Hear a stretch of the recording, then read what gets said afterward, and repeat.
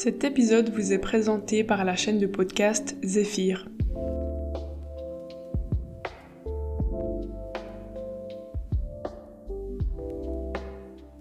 Bonjour et bienvenue à toutes et à tous dans l'épisode 9 du podcast Zéphyr. Aujourd'hui, nous allons échanger avec Salomé Perret, que vous avez déjà peut-être entendu dans l'épisode numéro 3. Donc aujourd'hui, nous allons parler du roman Les Fables du Moineau de Samy Tchak. Et je vous invite à rejoindre ma conversation avec Salomé. Bonjour Salomé. Bonjour Zélie.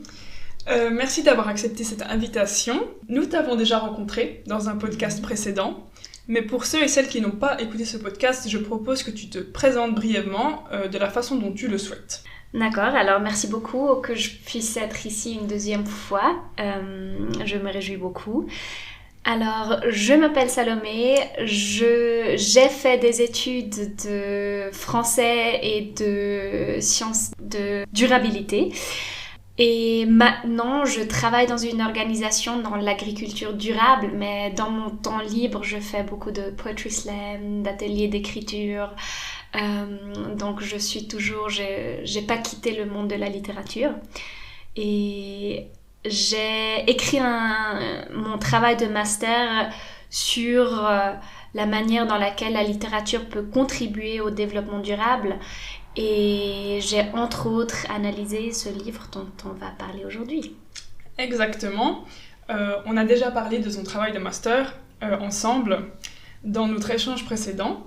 Et oui, aujourd'hui, nous allons parler d'un livre que tu m'as conseillé et que tu as analysé, qui est Les Fables du Moineau de Samy Tchak, un auteur togolais qui vit maintenant à Paris, qui a été publié dans la collection Continent Noir de Gallimard. Donc pour commencer, je vais juste faire un bref résumé du roman pour donner un peu le contexte des discussions qui vont suivre. Donc le livre commence avec la mésaventure d'un moineau qui va échapper de peu aux griffes d'un chat qui veut donc le manger.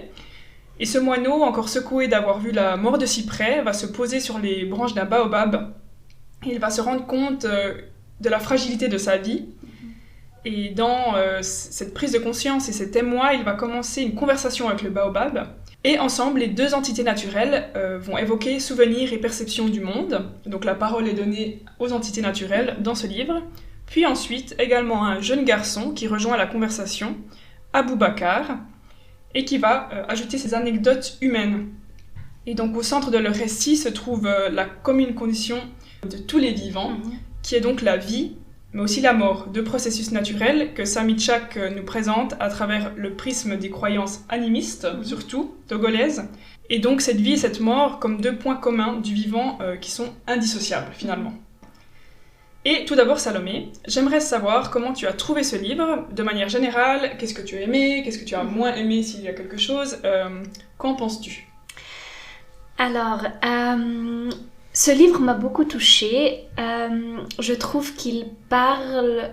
D'abord, il raconte plein d'histoires d'animaux divers et chaque animal contribue quelque chose à ce mosaïque d'histoires, disons. Et quelque chose que j'ai beaucoup aimé, c'est d'abord l'humilité avec lequel le livre parle de ces concepts immenses comme la vie et la mort, mais après aussi les nuances qu'il prend. À chaque fois qu'on a l'impression qu'on a compris quelque chose, à chaque fois qu'on entre dans le piège d'un cliché, ce cliché est de nouveau bouleversé. À chaque fois qu'on pense « Ah voilà, maintenant on a compris l'ordre du vivant, il y a les plus forts et les plus faibles », cela est de nouveau brisé, interrompu. Et ce qu'on apprend, c'est qu'il n'y a pas vraiment d'hiérarchie, que chaque être est soumis à cette condition du vivant qui est la mort, et que ça peut arriver à tout le monde, et que seulement parce qu'un lion peut manger une souris, ça veut pas dire que dans une rencontre entre lion et souris, c'est le lion qui va sortir gagnant. Et donc il y a vraiment toutes ces nuances. Et un autre truc que j'ai beaucoup apprécié, c'est la douceur avec laquelle l'auteur parle de la mort. Et ça, c'est quelque chose qui m'a beaucoup impressionnée. D'accord.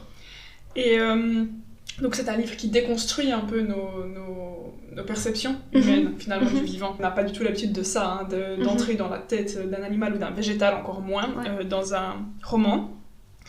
Et ma question suivante, c'est quelle grande différence l'auteur dessine-t-il justement entre ses perceptions humaines et non humaines, notamment vis-à-vis de la mort, et quelles influences ces divergences ont-elles sur notre façon d'habiter le monde? Alors, c'est une bonne question. Cette perception humaine ou bien non humaine, c'est peut-être aussi un peu une perception occidentale ou disons anthropocentrée vis-à-vis une perception non anthropocentrée. Et la perception que toi tu appelles humaine de la mort, c'est peut-être qu'on entre dans ce livre avec l'idée que la mort c'est la fin de la vie et que je peux pas dire si après il y a rien, mais en tout cas que la mort met fin à une vie. Et la perception animale qu'on lit intègre ce fait de la mort dans une chaîne ou dans un cercle plus grand. C'est-à-dire que chaque animal qui meurt n'est pas mort, mais continue à vivre dans le souvenir, ça d'abord, mais aussi continue à vivre dans son espèce. Donc, un animal n'est jamais seulement un individu, mais il s'inscrit dans une longue chaîne d'ancêtres, d'animaux de la même espèce qui vont venir après lui. Et donc, une rencontre entre deux animaux n'est jamais seulement une rencontre entre deux individus, mais s'inscrit toujours dans un contexte plus large. Oui, et ça me fait penser à ce que j'ai beaucoup apprécié, enfin, ça a beaucoup résonné pour moi dans ton travail. C'est comme tu prends ces théories, par exemple, du temps linéaire, ou plutôt cyclique, par rapport à notre perception de la mort. Et c'est un peu là ce que tu évoques. Donc nous, on a la perception de la vie, naissance-mort, c'est fini, donc linéaire, alors que le vivant a cette idée un peu plus aussi transgénérationnelle, et même aussi au sein des cycles, des chaînes trophiques, que la chair du vivant se transmet, et même revient à la fin aux plantes, à la terre, qui vont recycler la matière. Enfin, c'est tout différent. Je ne sais pas si tu veux ajouter quelque chose sur ces cycles, justement, linéaires versus cycliques. Oui, dans le sens que aussi le vivant, c'est quelque chose de éternel, disons, et que la mort, c'est un passage entre un individu au prochain, et ça fait partie de ce vivant éternel. La mort est intégrée dans le vivant. Oui, et donc finalement, déconstruction de nos perceptions humaines de la mort. Donc on rebrise cette catégorisation nature-culture. Et donc on a une ligne tracée entre ces deux ontologies, on va dire, anthropocentrique d'un côté avec Aboubacar, qui au début, bien qu'il connaisse une forme d'animisme, est quand même un peu anthropocentré, mais qui va, avec la discussion, arriver peut-être plutôt sur une vision écocentrée, partagée avec le moineau et le baobab. Et ma question, c'est comment comprendre le projet de réunir deux paradigmes qui nous semblent opposés. Est-ce qu'il y a une vérité universelle du vivant dans ce livre? Car en le lisant, j'étais un peu... je ne savais pas trop qu'en tirer, en fait, de ce livre, selon l'auteur. Est-ce qu'il y a une vérité qui surpasse le monde construit des humains? Et une citation qui m'a intéressée dans ce livre est « La vérité que sèment les humains n'appartient qu'aux humains ». Donc là, on ne peut se poser d'autres questions que quelle est donc la vérité suprême? Oui, donc je dirais qu'une vérité universelle de ce que communique ce livre, c'est que personne connaît la vérité universelle. Et il y a plusieurs endroits où cela est thématisé. Il y a par exemple un endroit où le moineau dit à Aboubacar que lui, moineau, il sait une chose que Abou Bakr ne sait pas. Et que Abou Bakr devrait toujours se souvenir du fait qu'il y a au moins une chose sur Terre que lui, il ne sait pas, mais qu'un petit moineau sait. Donc, je pense que quelque chose qui est intéressant, c'est que le livre souligne que chaque être a des connaissances que d'autres n'ont pas, et donc on peut apprendre quelque chose de chaque être avec qui on interagit, mais il dit aussi que personne sur Terre, aucun être va arriver à tout comprendre. Et il y a une citation que je trouve très jolie, que je peux peut-être lire. « Je sais que le monde du vivant est un livre, que personne n'a suffisamment d'esprit, d'intelligence pour lire en entier. » Et je trouve cette idée très très belle de penser que le vivant est un livre. Le vivant est une collection de souvenirs, de savoirs, de connaissances dont on peut apprendre, et on peut lire quelques pages de ce livre, on peut se plonger dans la nature et y apprendre quelque chose, mais personne n'a assez de temps même sur Terre pour tout apprendre. Et je pense que ça, c'est un peu la vérité que ce livre transmet. Voilà.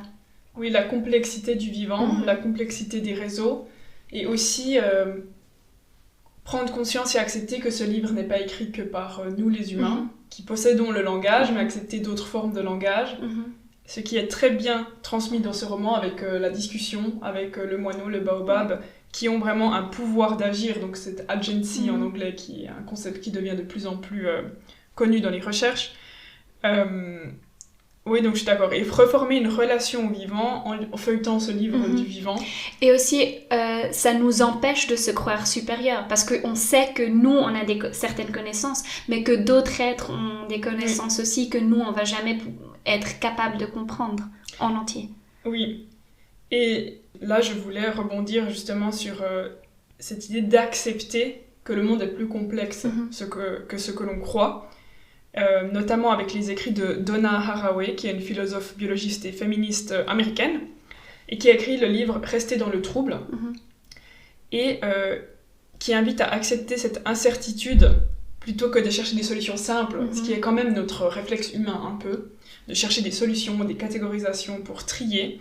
Et elle propose, elle, plutôt de tisser des liens entre humains et non humains dans une perspective interconnectée, complexe, et vivre dans le trouble, donc ça serait cohabiter avec le chaos, mais sans renoncer à agir et à espérer. Dans le sens, chaos n'est pas synonyme de désespoir ou d'effondrement. Et on peut vivre dans un chaos tout à fait bénéfique, en fait, interrelationnel. Et je voulais un peu ton avis un peu sur cette idée de comment vivre avec le trouble, en fait. Oui. C'est perturbant. Oui. D'abord, ce chaos, ça peut être quelque chose de magnifique. Je me souviens, une fois, j'étais avec une amie dans une bibliothèque et je lui ai dit « Ah, mais tu trouves pas ça parfois frustrant de savoir qu'il y a tellement de livres sur Terre et que tu vas jamais être capable de les lire tous ?» Et elle m'a dit non, elle trouve ça quelque chose de très rassurant, qu'il va toujours avoir quelque chose qu'elle peut encore apprendre, encore lire. Et je trouve qu'avec le monde, c'est un peu pareil. Ça peut faire peur parfois, mais en même temps, c'est quelque chose de très beau de savoir, même si on vit très longtemps, même justement ma grand-mère avec qui j'ai discuté de ce livre, à chaque âge, on peut toujours apprendre quelque chose de nouveau. Oui, on peut toujours reformer sa relation avec le monde qui nous entoure. Et pour revenir à ce livre, pour moi, ce livre a une manière très... J'ai déjà utilisé le mot doux, très doux d'aborder ce trouble. Et parfois c'est un peu désagréable parce que parfois lit ces histoires dans ce livre et on se dit « Ah non, mais maintenant je pensais avoir compris quelque chose et maintenant exactement le contraire est arrivé de ce que je pensais. » Mais en même temps, à chaque fois que ça re-arrive, ça nous habitue un peu à ce fait. Et quand on s'habitue au fait qu'on ne peut pas prévoir ce qui va se passer, on arrive un peu plus d'accepter cela tout en espérant peut-être pour une certaine manière de l'histoire de se développer, mais tout en sachant que tout peut se passer. Oui, donc quitter cette idée aussi de vouloir contrôler et prédire la nature qui est très humaine, hein, donc cette attitude un peu prométhéenne de l'homme à vouloir contrôler, prédire, qui n'est pas du tout en fait la réalité naturelle. Enfin, cette nature a aussi un pouvoir d'agir, de répondre, et nous ne sommes pas là en tant qu'être humain pour la dompter, et même si on essaye, on le voit, on n'y arrive pas. Enfin... Et d'une certaine manière, ça nous libère aussi de ne pas devoir tout contrôler. Parce qu'on ne peut pas de toute façon, donc ça pourrait aussi être frustrant de toujours vouloir tout contrôler. Donc... Oui, en effet, c'est vrai. Et c'est cette frustration qu'on retrouve dans ce livre, car notre cerveau essaye de le faire. Et ce qui est très beau dans cette idée de tissage que justement Haraway utilise et que beaucoup de chercheurs et chercheuses utilisent de plus en plus dans le domaine de l'éco-poétique, c'est cette idée qu'un tissage est infini. On peut toujours tisser plus loin, on peut toujours tisser des autres relations avec d'autres êtres, on peut rajouter des motifs dans le tissage. Et je trouve que c'est une image très belle pour relier les êtres quand même de manière un peu organisée pour que, en tant qu'être humain, on ait une image quand même assez fixe, mais qui peut quand même laisser place à beaucoup de créativité, de formes de tissage, etc. Et ce livre, donc il y a vraiment vu que c'est un recueil de souvenirs et d'anecdotes, on a un appel à la mémoire. Dans ce roman, à la mémoire collective et individuelle. Le narrateur va dénoncer assez clairement, souvent, l'exploitation des écosystèmes par les êtres humains sur Terre, qui conduit à la disparition de la biodiversité. Et j'ai comme eu le sentiment que convoquer dans le discours la mémoire, soit individuelle, soit collective d'espèces disparues ou en voie d'extinction, permet de souligner leur absence dans l'environnement présent, en les amenant dans le récit, par l'écriture ou par la parole, la mémoire, les anecdotes. Pour reprendre, j'ai lu hier un livre de Fabienne Raffaud, ça permet d'ineffacer l'absence des espèces, soit qui ont déjà disparu, ou bien qu'on oublie un peu en tant qu'être humain, qu'on remet au centre du récit. Et ma question était, comment perçois-tu cette dichotomie donc, entre mémoire et souhait de conserver des espèces dans les esprits, mais de l'autre côté, destruction constante de la nature dans le présent par nous, êtres humains. Et donc comment est-ce que tu conçois en fait cette dualité et quel est le rôle du récit ici? Donc, je trouve que cette question, c'est un peu une des questions centrales de ce livre. Parce que l'humain est critiqué à plusieurs reprises, parfois plutôt indirectement et parfois comme appel direct à l'humain, justement pour son rôle destructeur. Et en même temps, le livre même nous offre une sorte de route, de guérison de cette relation.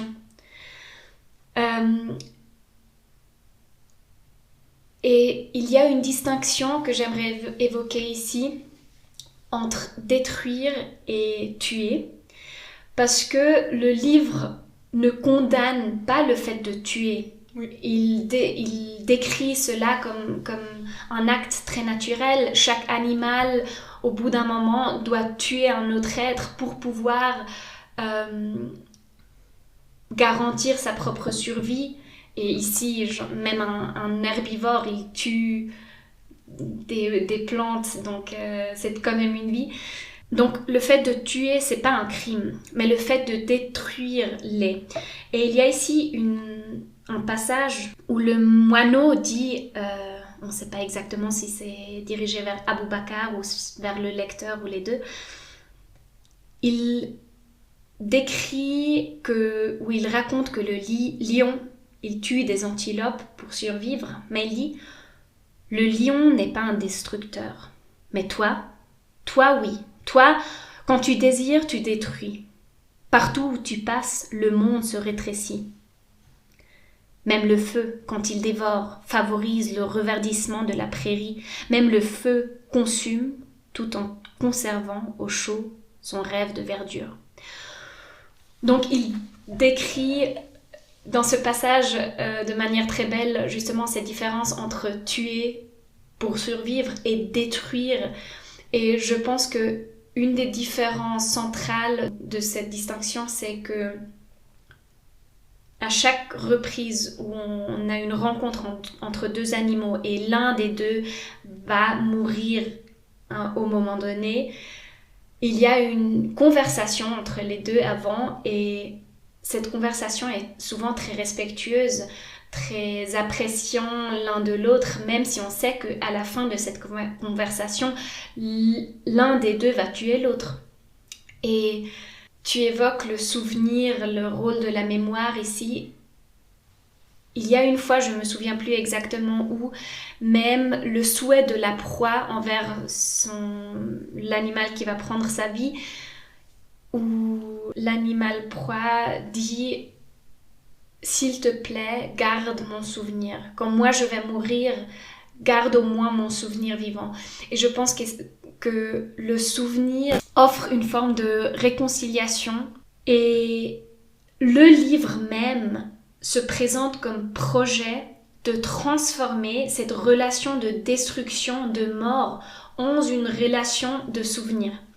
Et c'est thématisé tout au début du livre, quand le moineau et Abou Bakar entrent en contact et décident ensemble de raconter ces histoires, de partager ces souvenirs. Ils entrent dans une forme de pacte, et ils appellent ce pacte le pacte de souvenirs. Et Abou Bakar, ou le narrateur avant, il décrit qu'entre les personnes dans ce village et les animaux, il y avait toujours un pacte de mort. Les humains tuaient les animaux, mais maintenant, en entrant en contact avec le moineau et en décidant de raconter des histoires ensemble, ils vont transformer ce pacte de mort dans un pacte de souvenirs. Il y a même une phrase intéressante où le narrateur s'adresse au lecteur et lectrice et il dit « Le moineau et moi vous demandons de nous écouter maintenant. » Et avec cette phrase, il demande le lecteur et la lectrice d'entrer avec eux dans ce pacte de souvenirs. Et donc, en prenant la décision de continuer à lire ce livre, on signe un peu ce contrat, on signe ce pacte de souvenirs, et donc on participe à retransformer cette relation de mort ou de destruction en une nouvelle relation qui est une relation de souvenirs partagés et d'histoires partagées. Donc ce livre même s'offre comme chemin à retransformer ces relations. Oui, donc parler de souvenirs comme élément d'entrée dans la relation. Tu viens de dire histoire partagée. C'est très beau parce que l'histoire sur Terre est réellement partagée. On n'est pas les seuls acteurs et actrices à avoir formé le paysage comme il est maintenant. Et donc oui, vraiment intéressant, comme également ces perceptions d'animaux et de végétaux nous fait prendre conscience d'autres formes de vivre le monde, d'habiter le monde.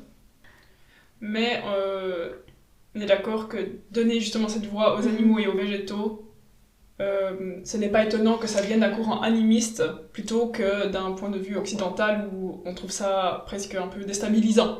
Oui, disons que ces idées animistes existent dans plein de cultures sur Terre et ont aussi existé dans des cultures européennes, par exemple. Il faut seulement... J'étais en Irlande ce printemps et là-bas, il y a encore une tradition animiste, disons, ou des récits animistes qui sont au fond de la société, mais c'est un peu couvert de plein d'idées plus, entre guillemets, modernes, ou qui se vendent comme modernes. Mais je pense que les idées animistes sont présentes partout dans le monde, et aussi dans les cultures occidentales.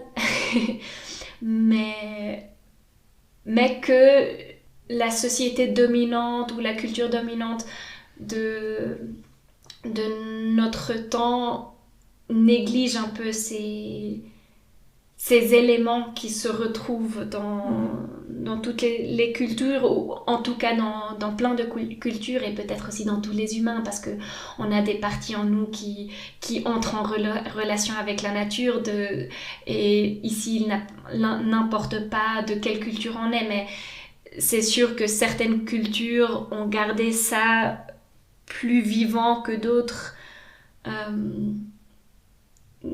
au moment actuel. Et je pense que c'est en train de re-entrer un peu dans la culture occidentale aussi, où que certains et certaines réapprennent à repenser dans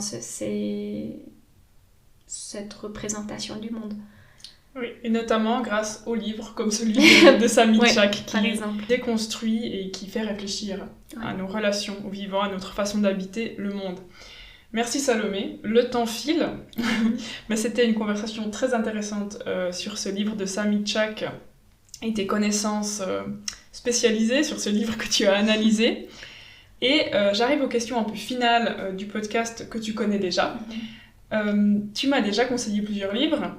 Est-ce que tu as encore un livre que tu conseillerais à notre audience, un livre donc, qui parle de nature, qui peut changer le monde ou les esprits? Oui, donc tu m'avais déjà conseillé Braiding Sweetgrass de Walt Kimmerer. Il faut encore que je le lise et que j'en discute, parce que plusieurs personnes me l'ont conseillé. Donc vraiment, il apparaîtra dans ce podcast à un moment donné. Mais est-ce que tu as une autre suggestion? Un livre que j'ai lu il y a quelques ans et qui m'a beaucoup touchée, c'est un roman qui s'appelle, le titre en français c'est Là où chantent les écrevisses. En anglais, le titre originaire c'est Where the Crawdads Sing de Delia Owens. Et c'est un roman qui parle de la vie d'une fille qui au début du livre est encore assez petite, et qui grandit dans un espace très entouré de la nature. Oui, elle vit dans les marais supérieurs de Floride, non? Oui, c'est possible. Oui. Et donc elle est entourée de la nature, et ça parle d'un côté de ce développement de cette fille qui se transforme en adulte, et en même temps ça capture la beauté de cette nature qui l'entoure et qui l'accompagne. Elle qui vit seule, mais qui n'est jamais vraiment seule parce qu'elle est entourée de cette beauté. Il y a un crime qui accompagne aussi le livre et qui doit être résolu au cours du livre. Mais en tout cas, moi je trouvais très très touchant ce roman et il m'a beaucoup accompagnée.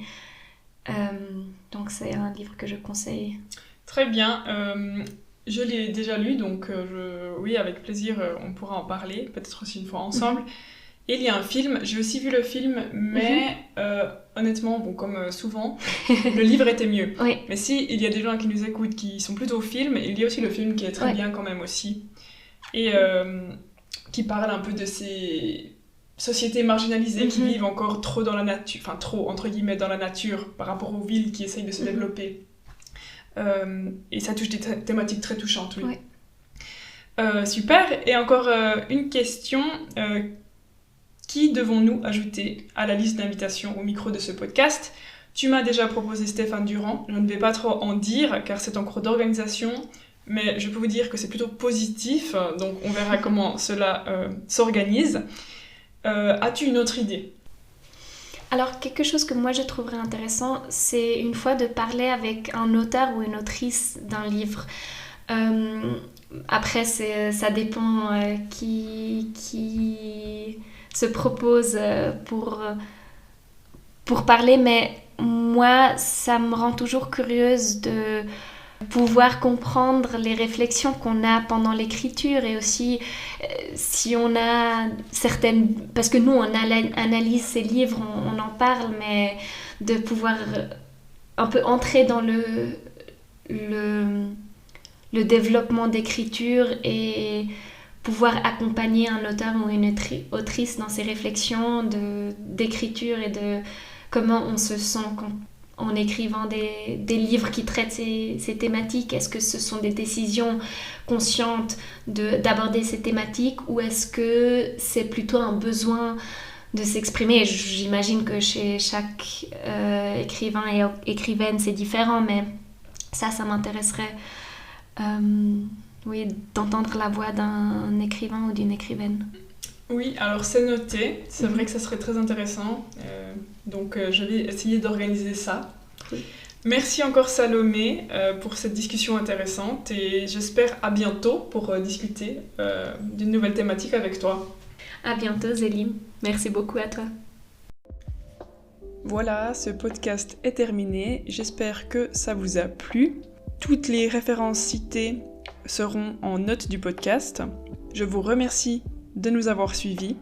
N'oubliez pas de vous abonner sur Instagram, sur Spotify ou de nous suivre sur Culture et Communication. Merci beaucoup.